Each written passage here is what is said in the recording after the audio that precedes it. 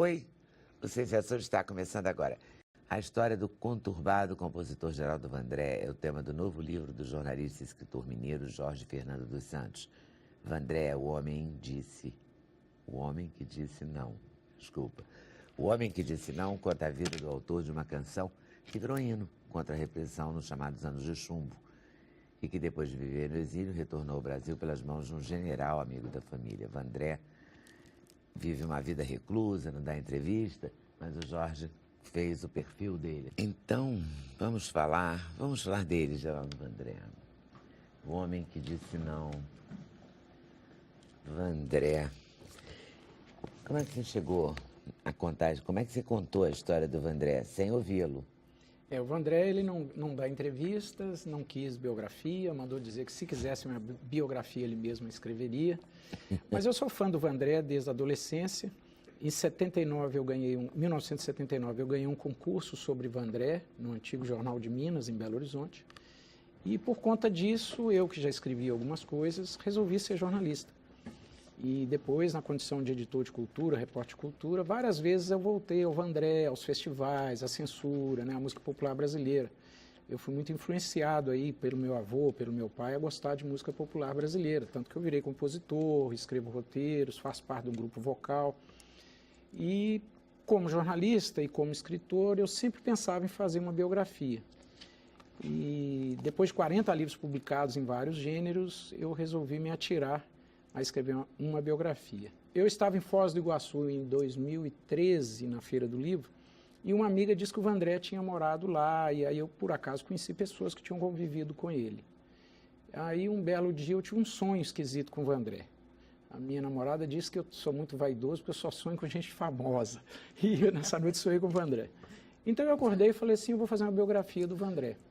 Comecei a pesquisar, descobri pesquisas sobre ele, ensaios, livros universitários, né, teses, dissertações, reportagens. O Guarabira, por exemplo, me mandou vários links de coisas relacionadas ao Vandré, crônicas, né? Nelson Rodrigues escreveu sobre o Vandré, né? Fernando Sabino, sobre os festivais e tal. Então eu comecei a minha pesquisa, fazendo levantamento de publicações da imprensa, olhando arquivos de jornais, revistas, internet, documentários. E eu já tinha uma vasta bibliografia, porque eu sempre li biografias. E tudo de música popular brasileira eu sempre gostei de ler, né? Desde o livro do Rui Castro, que é muito citado aí, né? O Chega de Saudade, até biografias de outros compositores. E o Vandré sempre aparece citado nesse momento da Bossa Nova, festival, MPB. Então eu fui levantando isso, fui entrevistando pessoas que estiveram nos festivais, né? Conversei com a Sinara, conversei com o Ricardo Cravalbim, que era jurado, conversei com o Menescal, com o Carlos Lira, quer dizer, eu comecei a entrevistar. Muitos por telefone, outros pessoalmente, outros por e-mail. E fui construindo, né? Primeiro eu tive que desconstruir a imagem que eu tinha do Vandré, né? Aquela coisa do homem torturado, do homem martirizado. Para depois construir, a partir de tudo que eu coletei, quem foi esse cidadão, Geraldo Pedrosa de Araújo Dias, que criou esse pseudônimo Geraldo Vandré e que foi um dos maiores nomes da música popular brasileira. Da era dos festivais deve ser o maior ícone, porque o auge dele é nos festivais. Ele ganha o festival da Excelsior em 66, com, como é que chama? Porta Estandarte, parceria com o Fernando Lona. Ele ganha o festival da Record em 66, com Disparada, com o Theo de Barros, interpretação de Jair Rodrigues. Ele já tinha ficado em outras posições, em outros festivais, e ganha fica em segundo lugar no terceiro FIC, né? O Sabiá ganha, do Tom e do Chico, ele fica em segundo, a plateia vai à decisão do júri e aclama caminhando. Posteriormente, aliás, nesse ano ele já tinha ganhado o Festival Mundial da Juventude na Bulgária, com a música Tchê, e posteriormente, quando no Chile, ele ganha o Festival de Água Doce, com uma parceria, Pátria Amada, Idolatrada, Salve Salve, parceria com Manduca, né? Filho do Tiago de Mello. Então, o Vandré era um campeão de festivais, ele tinha a manha dos festivais, né? E é uma personagem instigante, porque ao mesmo tempo que ele sai do Brasil perseguido, censurado, amaldiçoado pela direita, a música dele o transforma no ícone da esquerda, né? Se transforma num hino, caminhando, para não dizer que não falei das flores. E depois ele vai ser resgatado justamente por um general de exército, amigo da família dele, né? E ele acaba, de alguma maneira, se aproximando das Forças Armadas, se torna amigo da aeronáutica, porque ele foi tentar tirar o brevet de aviador e iniciou um tratamento psiquiátrico, e lá ele ficou amigo de oficiais da aeronáutica, e até hoje ele frequenta os bastidores da aeronáutica, fez a música Fabiana, né, uma letra maravilhosa em homenagem à aeronáutica. Então ele é muito controverso, mas ele é, acima de tudo, o que eu descobri é que ele é humanista, nunca foi ligado a nenhuma instituição política, nunca foi exatamente um antimilitar, pelo contrário, todos os amigos falam que ele sempre foi patriota de assistir parada de 7 de setembro e fotografar. Ele nunca foi um comunista? O pai dele foi comunista, ele não. Ele tinha uma formação de esquerda, porque ele nasce em João Pessoa em 35, 5 anos depois da Revolução de 30. O pai é militante do antigo PCB, que era o Partido Comunista do Brasil naquela época. Chegou, inclusive, a disputar. Ele depois retirou a candidatura, mas ele chegou a ser candidato do partido ao governo da Paraíba, né? Eles moravam em João Pessoa. Então ele cresceu nesse ambiente, mais a influência da música nordestina, do cordel. A música nordestina ela tem uma raiz muito rica da questão do sofrimento do homem da terra, a luta contra a desigualdade social, tudo isso. E ele começa cantando bolero, né? Na Rádio Nacional, o programa César de Alencar.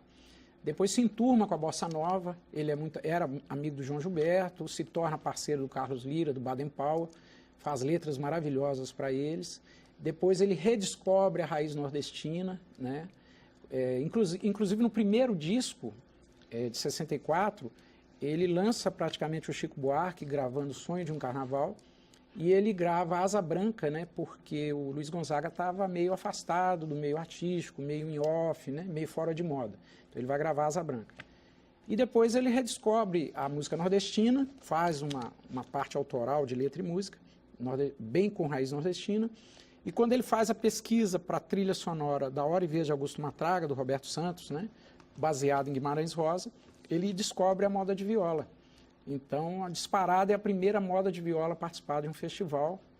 E logo depois que vence, que empata com a banda, né? Ela vai ser gravada pelo Tonico Tinoco. Aliás, está no YouTube, é uma gravação maravilhosa. E quase todas as duplas caipiras, sertanejas, cantores sertanejos, Daniel, por exemplo, Sérgio Reis, a Ornella Vanoni, né? Assim, muita gente gravou e continua gravando Disparada, né? Inclusive Paulinho Nogueira, né? O Juarez Moreira, Hamilton de Holanda. É uma melodia maravilhosa com uma letra maravilhosa. Uma letra que ele fez dentro do carro, né? Ele ia ditando, o Ayrton Moreira escrevendo a letra. E fez essa letra. Que loucura, né? Ele ficar ausente. Ele deu uma entrevista, né, para a Globo News. Isso, quando ele fez 75 anos. Aparece a imagem dele bem envelhecida. Aí tem a imagem dessa entrevista. Você tem um caderno de fotografias, um documento, né? Eu consegui boletins de escola. Olha que coisa.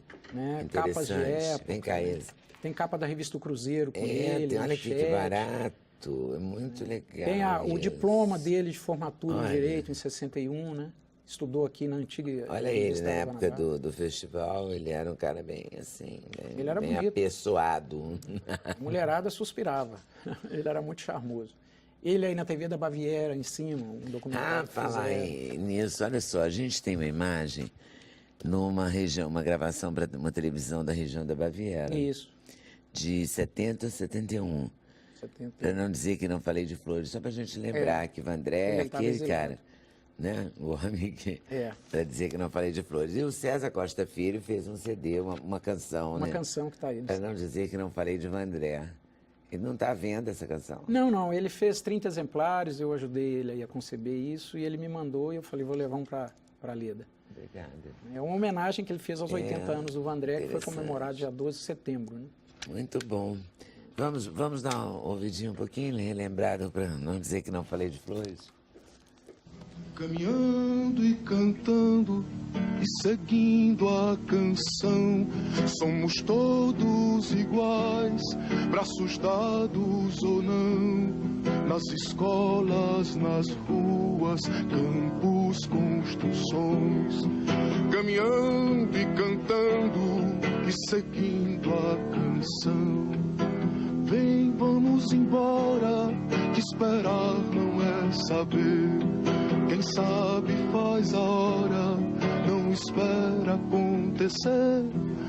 Vem, vamos embora, que esperar não é saber. Quem sabe faz a hora, não espera acontecer.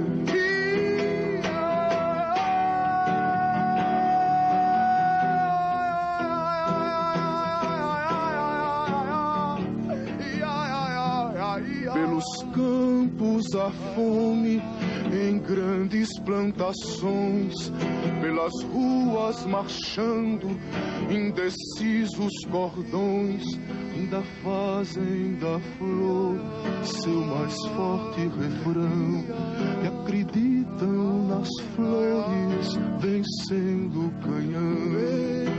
Vem, vamos embora, esperar não é saber. Quem sabe faz a hora, não espera acontecer. Vem, vamos embora, que esperar não é saber. Quem sabe faz a hora, não espera acontecer. Eu achei incrível essa gravação, um som espetacular. É, da TV da Baviera naquela época, né? Com a mixagem ali das imagens, né?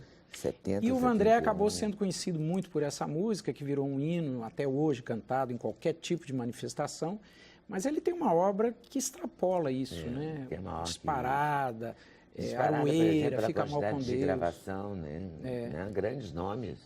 Grandes nomes. Então, assim, eu acho que ele se recolheu, dois motivos que o levaram a isso, foi a censura, quando ele voltou, mesmo tendo feito um acordo com o Exército, ele continuou censurado, e a cultura de massa, né, contra a qual ele se rebelou, porque o Vandré, para você ter uma ideia, ele brigou com os tropicalistas por causa da guitarra na música brasileira. Ele, embora gostasse de todo jazz... mundo participou dessa passeata, até eles, Regina.